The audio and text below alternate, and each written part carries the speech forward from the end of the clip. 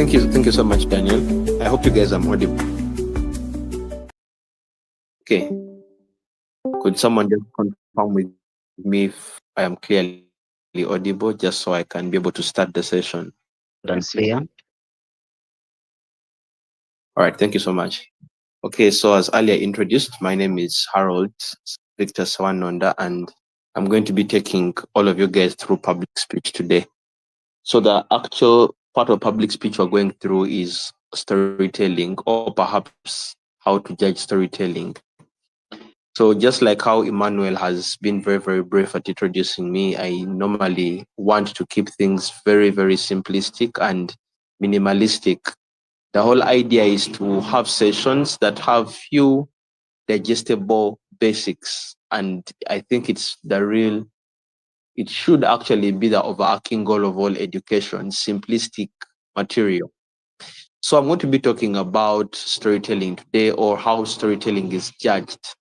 And I'm going to be using a specific structure of how stories are developed, or one of the best stories that you may have known, or is take this specific structure. But outside that same structure, I'm also going to be talking about two things, and I'll start with those two things, then I'll talk about the structure. Now, every single story has a difference from normal speeches. For example, it's not enough for you to say a story is a recollection of past events, and now you are talking about past events, and you now think you are actually doing good storytelling. Stories, like we have known them from a long time ago, from ever since you were young, when your parents were reading for you bedtime stories before you would sleep, the tale of Snow White, of Cinderella, and very many others. Perhaps you did not have parents that read for you bedtime stories, but you have grown up knowing legends. For example, within Uganda, we have the legend of Chintwa Nambi and very many others. At least within your tribe, you have stories that you have known. Or perhaps if you didn't find stories within your tribes and within your loving parents, you might have found them at school. And we all have semblance to that same way stories are started. Once upon a time, and everyone else repeats time. Now, apart from that, at least you must have come across stories in your study of literature, or in your O level, or even in your study of English. Perhaps I'm so sure English is the most compulsory language in all of them. And if you haven't really gone to school, you haven't had loving parents read for you stories, you don't belong to a tribe that you have those kinds of legends, at least you have come across, or you have read books. And that is where the great storytellers are. So many people have read a number of books. It depends on your genre. If you are the action type and you have read Sherlock Holmes, or if you are the mystical type and you have read Harry Potter, or rather, if you are the erotic type and you have read 50 Shades of Grey, in all great books that we know of, it's just all about the art of great storytelling. That is more like the preamble, but there is one thing all stories have in common, and there is that one thing that makes stories stories. And that is simply the use of descriptive language as one thing, and the second thing, the use of vivid imagery. That is where I will start from. I've told you there are it's a two-way discussion, or a two-way session we're going to have today.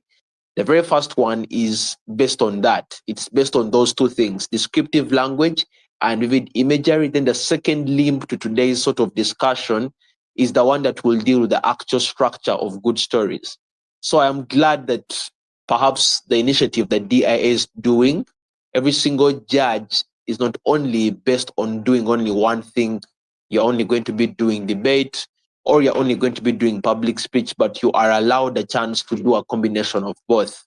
Because ideally, even those very, very beautiful gigs that you might be doing, perhaps you are in the gig economy, they will actually necessitate or require you to at least know both genres.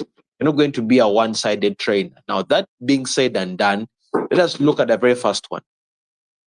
That is descriptive language. Now, every single book you have read, they don't just say the man who is Sherlock Holmes walked outside the door on a very, very cold morning and he was feeling very, very cold. They will not say that Sherlock Holmes walked outside his door and he felt very cold.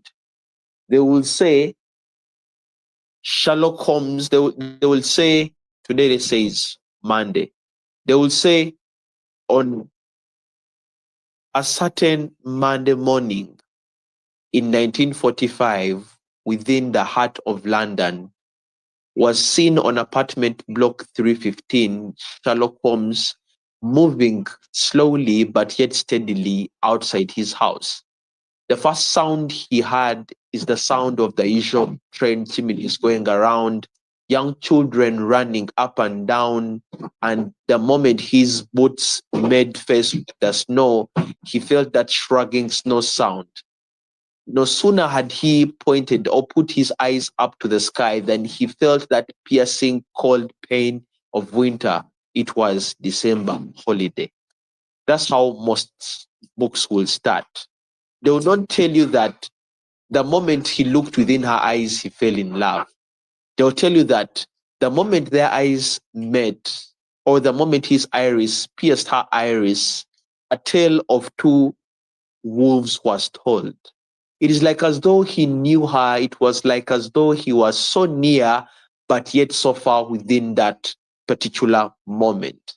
Her eyes looked like brown and all that. I'm not going to bore you with the particulars. But what I'm trying to tell you is that every single story has a part of descriptive language and vivid imagery. You don't just say that you hate that the moment he saw her, he hated her. Rather, they say the moment he saw her, he hated the day he was born, for his stomach was grumbling in ways that are clockwise and anti-clockwise, that the deepest hatred he had knew no bound. The idea is that you don't just say they hate themselves. You use descriptive language that shows hatred. You don't just say he was disgusted at the sight of him. You say that the moment he looked at him, he looked to him as a dead corpse that had no owner. The idea is in storytelling, we use descriptive language and vivid imagery. That is like so simple. Now, what vivid imagery is that as a storyteller, or if someone is telling a story, they must be able to paint a vivid image for you. They must be able to invoke all your five senses within a particular story they are telling. That is to say that you must see what they see, and you must be able to smell what is smelt in that story. You must be able to hear what is being heard and to taste what is being tasted. It is why good storybooks that you have read are able to describe the sound itself. They are able to describe the sight itself. They'll tell you that they looked like an angel that had four wings. If you are a good fervent Bible reader and you have read the book of Revelations, they don't just describe a beast, but they tell you how many legs the beast had, how trembling it was, or how scary that beast was. The idea of storytelling is the first limb. A good storyteller uses vivid imagery and descriptive language. They are able to go to a much more than normal boundary of description of what is happening, and then they are able to also paint a vivid image for you to be able to see. That is like the very, very first limb of storytelling. Now, the second limb of storytelling is the actual structure. And I'll not take so long with this. Now, the structure is only as relevant as it being done in an environment of vivid imagery and descriptive language.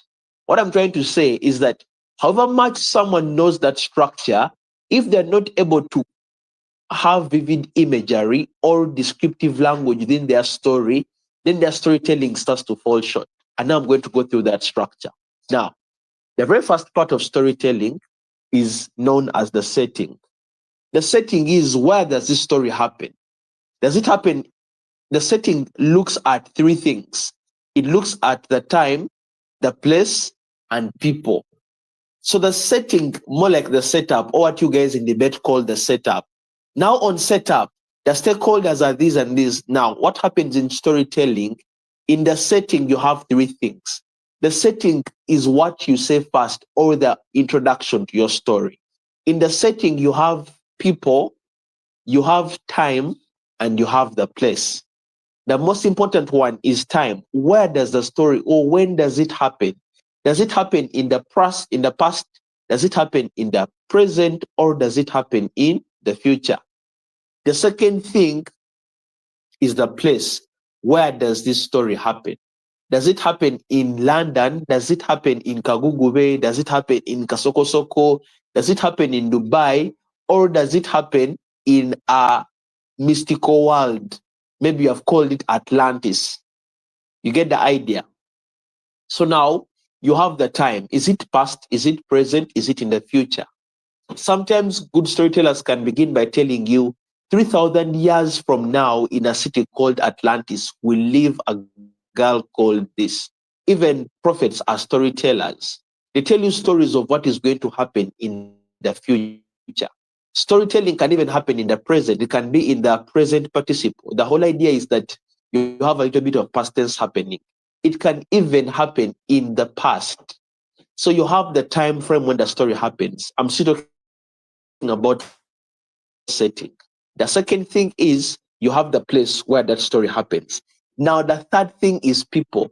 A good storyteller or a good story is one that is able to show you either the main characters or part of the characters within its setting. It's not really rocket science, it's quite simple.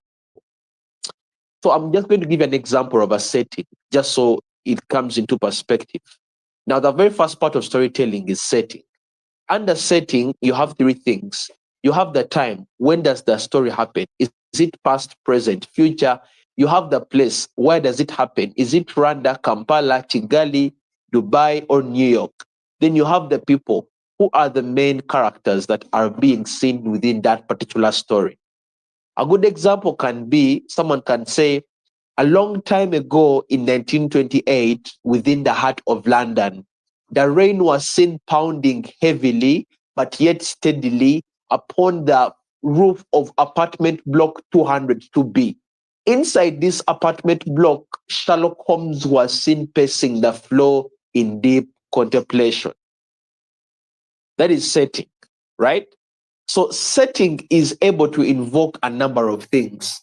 It's able to show you the time, the place, the people, and lastly, the mood or tone of that specific story.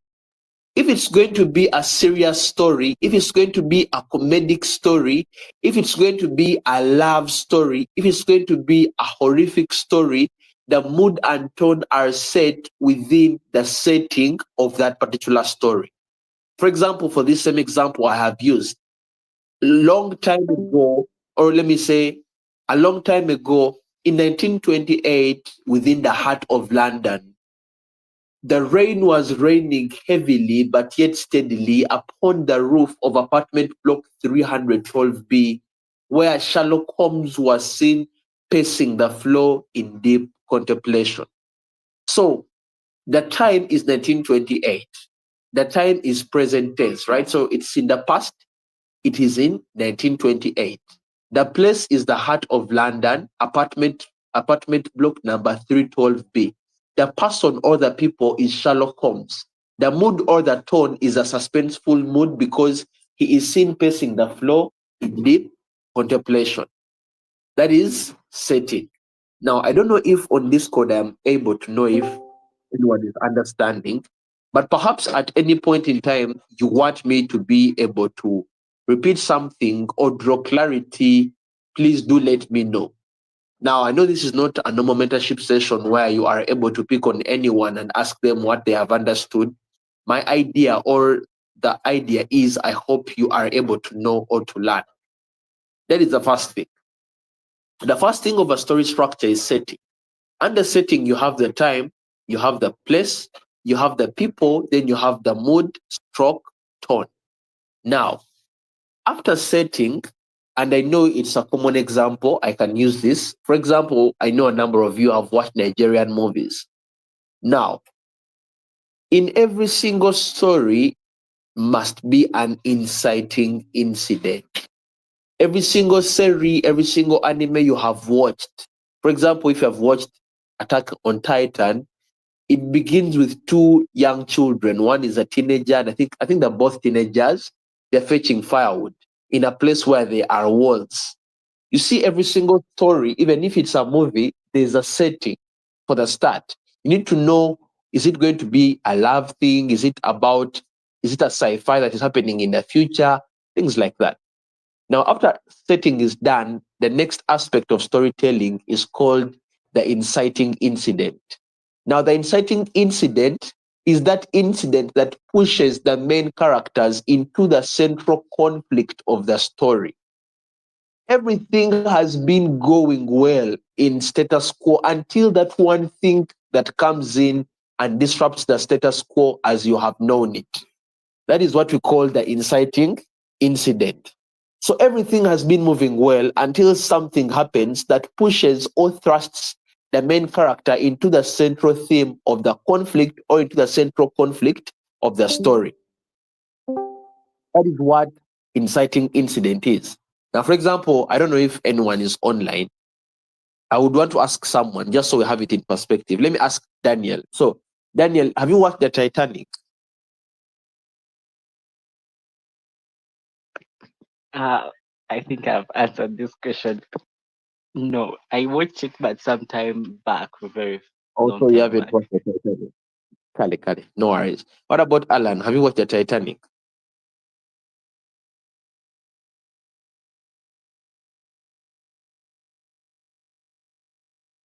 Okay, Alan, have you watched the Titanic?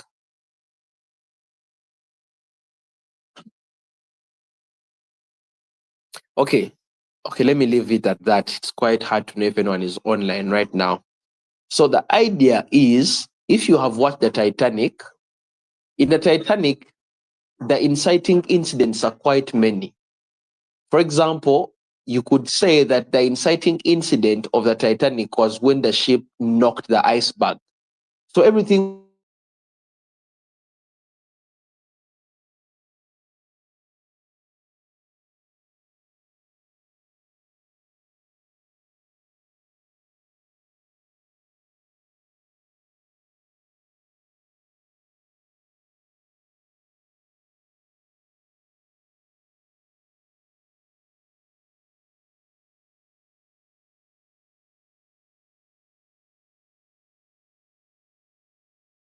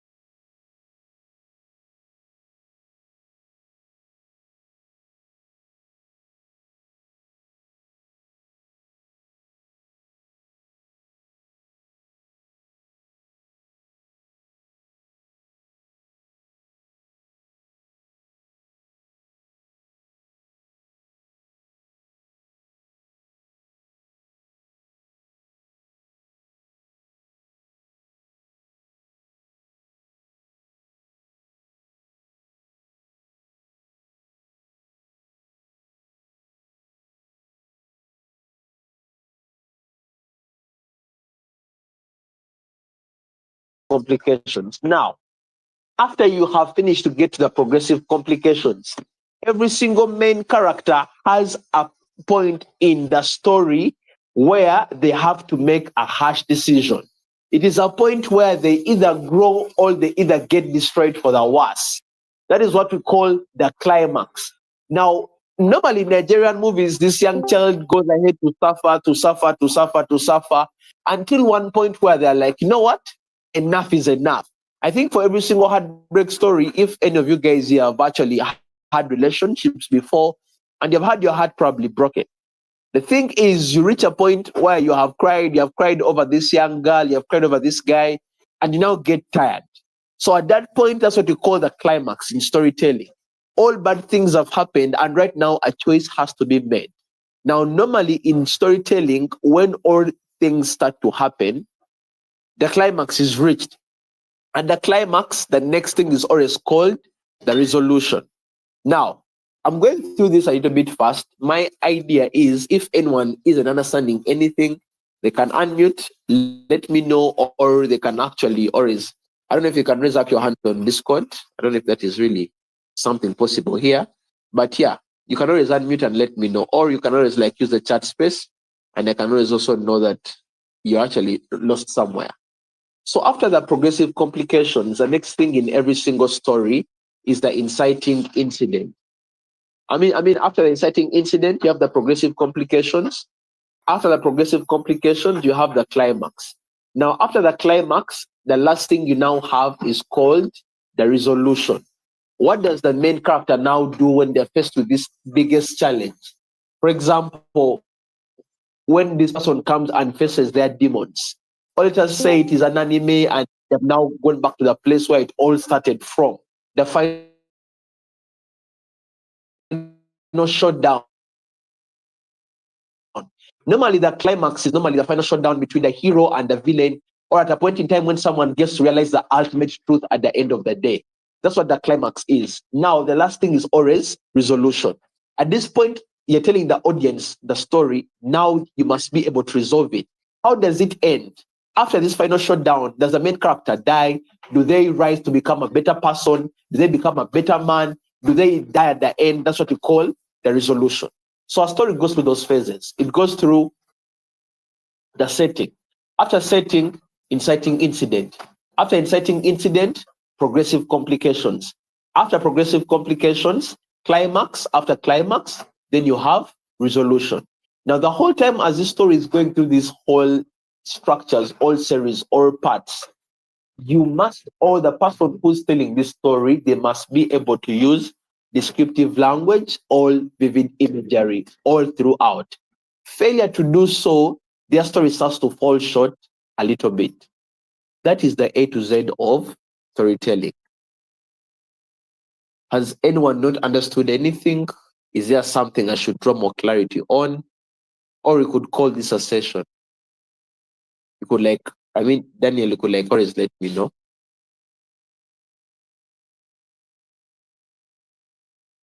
I Has have a someone question. unmuted? Yeah. Okay, yeah. Okay. So, do all stories have to follow like this kind of chronological order, or it can be different? Okay, that's a good question. So the kind of structure I'm giving is a compelling story structure. It is a structure that compelling stories always follow, the best stories. Now it's quite possible, right? And now you are a judge. It depends on the context, really. Are you just judging a normal speech or are you judging storytelling itself? But if you're a judge and perhaps someone doesn't come up with something as compelling as this or as advanced as this is, what are you looking out for at the end of the day? That's like the basics, the principles of storytelling. What you're looking out for is not about someone telling you about history, this is what happened, and this is an ending. What you're looking out for are the other two most important basics: the vivid imagery are they able to place you into the scene of the story based on how they describe the different events? Are they able to invoke your sense of sight, your sense of smell, your sense of hearing, or any other sense based on how they describe? The way they are describing events in their stories, are they using vivid imagery? You see, this is a little bit complex, right? And I was actually expecting a number of questions that was going on. Why is it complex? Is that storytelling or good storytelling is an art of itself. That is why it has its own session. That is why I'm actually having this session quite differently. And it's why I want to take it very, very slowly. But just to answer you, if a story does not have a setting, it's already falling short. Every story must have a start. How does a story start? Does a story tell us when it happens? Does a storyteller tell us when the story happens? You take that off. A good story must have when it happens. Is it in the past, present, or future? After you take that off, the second thing, every story must have the people that are about the story, the main characters or the side characters. That is still setting. It's crucial to have that. Now, the third thing is that every single story must be able, okay, if it really falls short, to show you the mood or tone. What is the central theme? Is it going to be a serious story or a suspenseful one? But just to answer your question, it's quite possible that they may not actually follow this structure, but there are things within this structure that have to be picked up from within that story. Now, I am not just training a normal adjudicator who's going to go judge UNSA, storytelling, you are done. I am training people who are able to become professionals at that storytelling, in that when a person now comes in front of you and says, Daniel, I'm now done giving my story, give me feedback. And how are you going to tell them? It was a very, very nice story. It had a good introduction, a good body, and a good conclusion. What I'm trying to say, guys, is that the feedback you give to a storyteller is not normal public speech feedback. It is feedback that gets into the nuances or the actual principles of storytelling. And the principles of storytelling are those: you have setting. Where does the story happen? Is it in the past, the present, the future? People, who is the story going to be about? You must name characters that are in that story. The third thing is the mood and the tone. Is it a serious story? Is it an educational story? You must be able to pick up on that. And the mood and tone can sometimes be calibrated or set by the storyteller based on how they talk. For example, someone comes and says, there was a big forest. The mood and tone is that they are telling a not so serious story to young children, which means that even things such as the audience start to matter in storytelling. But I didn't want to get into all that. But just to answer your question, yes, a story can be possible without following this structure. But at the end of the day, it is a structure that you must know as an adjudicator for you to give effective feedback on how someone can better their story. Otherwise, if you don't know this compelling structure, the best you're going to do is for the speakers, work on your tone, your highs and your lows, or you just tell them, I don't even know what you will tell them really, because yes, I'm looking at storytelling as its own genre, and I'm aware that there are some competitions like NDC that have storytelling on its own, right? But at the end of the day, there's some basics. For example, every story must have an inciting incident. It may not have the progressive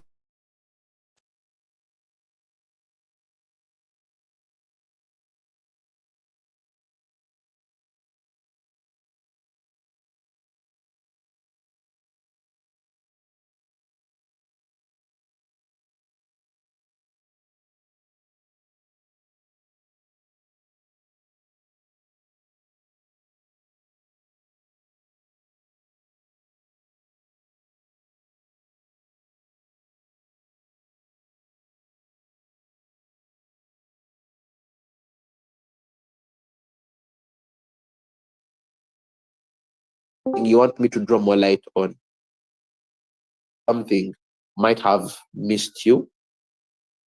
Yeah, I do have I a will be question. very, yeah, cool. So, in instances where speakers want to end in a way that we do not find out what happens maybe to the main character. Like they do not have a vivid conclusion. They just want to leave us in suspense. How do we credit such kind of speakers in storytelling?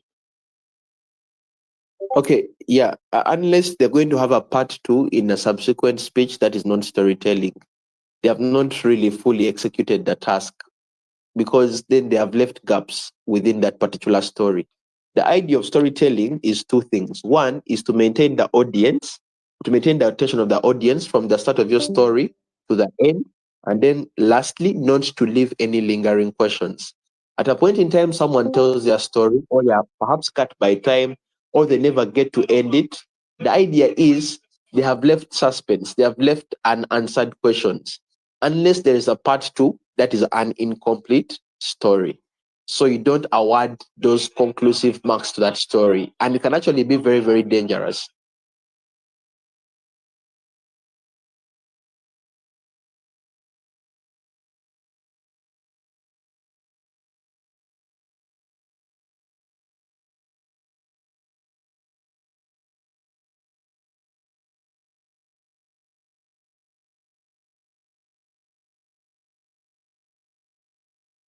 Okay, so I hope I've been able to answer you, Emmanuel. Yes, you have. Okay, so Alan asks clarity on progressive complications. So this is how progressive complications work. Okay, they may not be progressive complications, but they can actually be progressively good things that happen. For example, you have begun your story by painting a story about a young girl called Anita. Anita grew up in Bundagatira village. They were very, very poor. They did not have any opportunities. They used to share meals with their parents, so on and so forth. Until one day, Anita comes across a young man called Alan. Alan Miles had this very dazzling smile about him, and he was a man of mystery, and this always turned on Anita, and she loved the kind of man he was, the kind that was listening, the one that would protect her, that would lead her, and do all those sorts of things to her. Ever since she met Alan, she stopped focusing in class. She began doing A, B, C, and D. Alan began to influence her in that she would be outside class to go see Alan. She did not have enough time to read her books because all she thought about was this man of mystery, and she was trying her level best to start to figure her out. Now, you seeing what I've done there? I've created an inciting incident as Anita meeting Alan and falling in love. Now, after she falls in love with Alan, she starts to think about Alan. She's not reading, she's only focusing on Alan. As though that is not enough, what then happens is Anita gets to learn that Alan has always had a woman, and not just a woman, but a woman who is a mother to three. The moment she found this out and confronted Alan, Alan told Anita, "Ever heard of a one night stand? Get out of my face."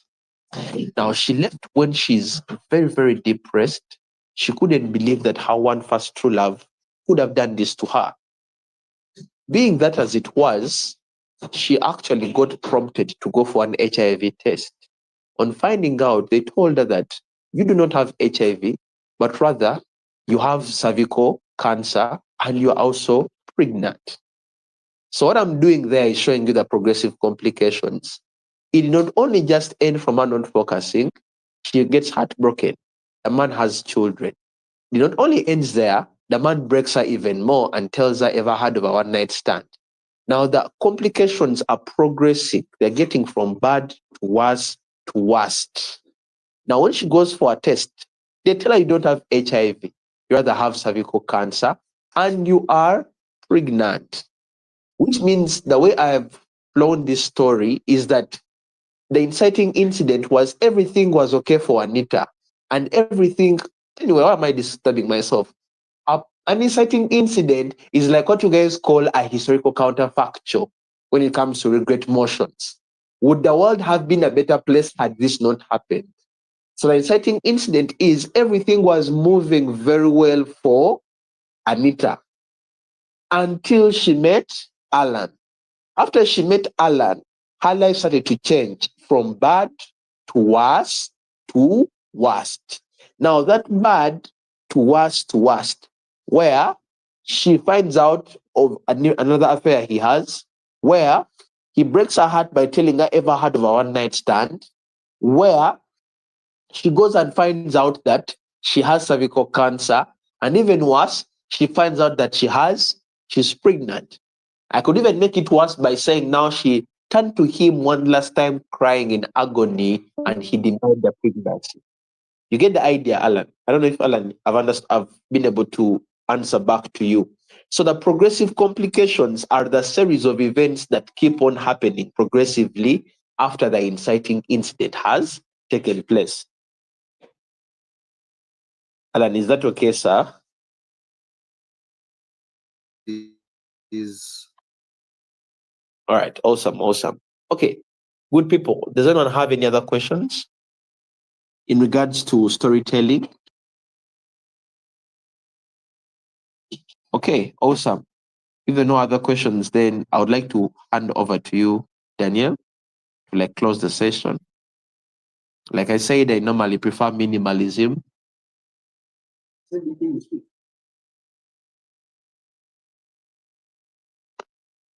Thank you very much, Harold, for gracing us with your presence. We would really like to appreciate everything that you have told us today, and I hope that each and every one of us is going to put this in practice, and we are going to make better public speakers by the time we are retiring or something like that. Well, with that all, I would like to thank everyone for attending this session, and we shall meet again when the Lord allows. Thank you.